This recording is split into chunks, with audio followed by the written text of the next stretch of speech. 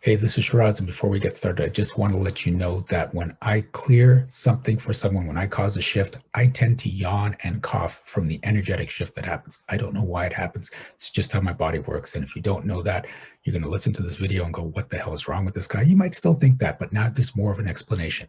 The other thing to keep in mind is that if you hear something that you can absolutely relate to, when I cleared for them, you can get it cleared for you too. Just say yes when they're saying yes, and it works.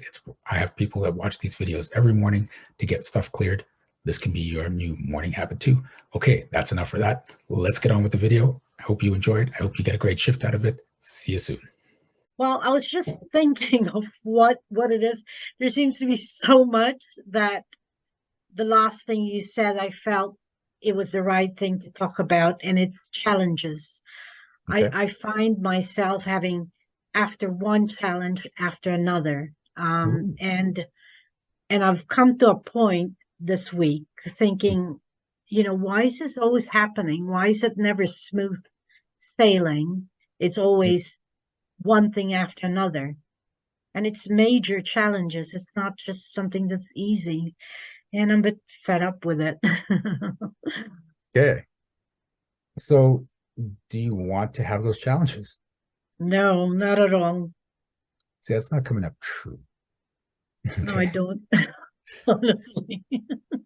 And So, it always seems to be tied to finances. It's always the finance, and it's like one after the other.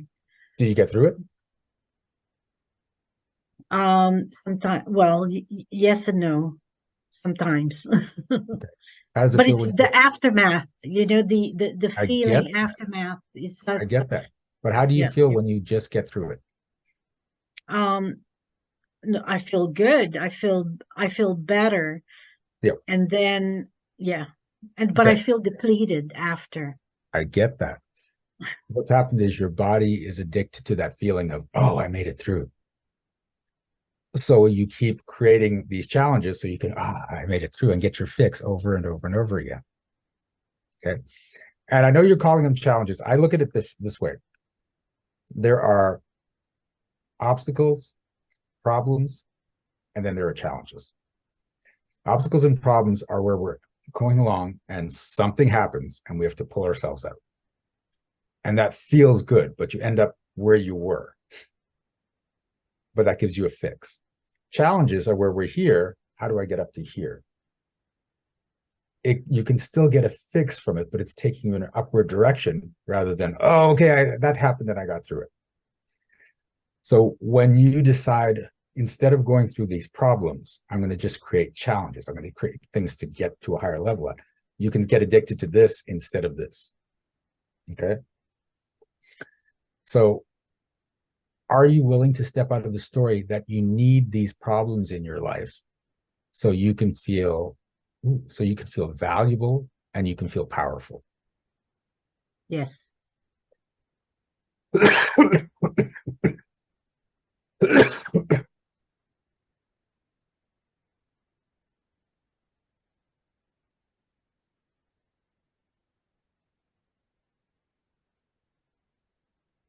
Are you a problem solver? Yes. Okay. When you identify as a problem solver, everyone can put the answer in the chat. What do you have to keep constantly creating in your life to show the value you have as a problem solver? Problems. There we go.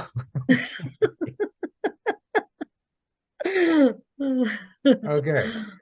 So it's wonderful to solve problems, but when you take pride and identify as a problem solver, you're going to keep doing this. Sorry, Tiff. Look, we're trying to keep the record of no throw ups this year. Okay. Are you willing to step out of the story that you need to be a problem solver? Yes.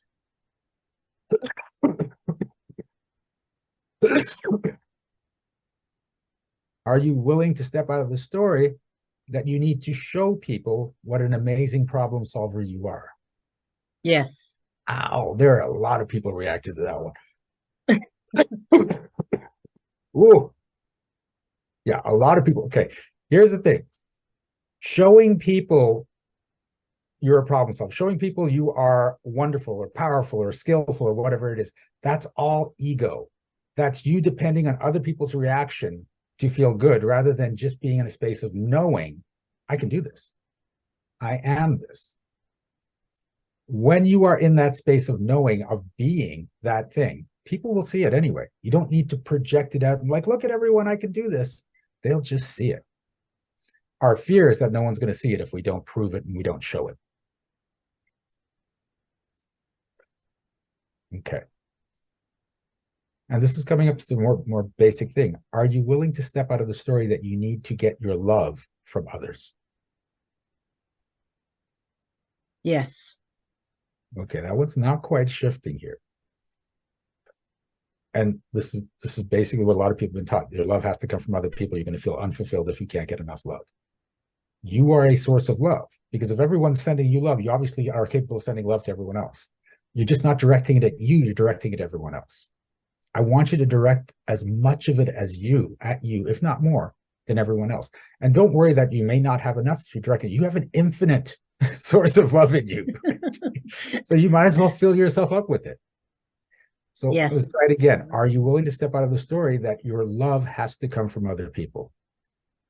Yes.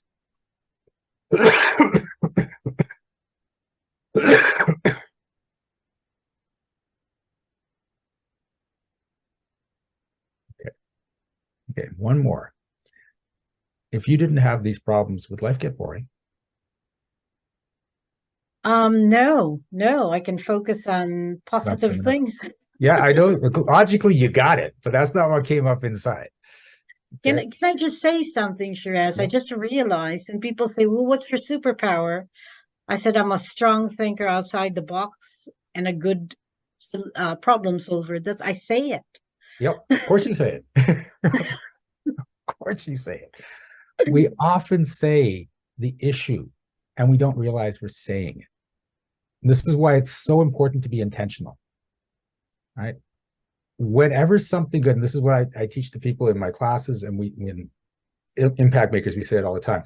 Whenever something great goes on, we do a little celebration of that. And then we say, well, yeah, but that's just how you roll.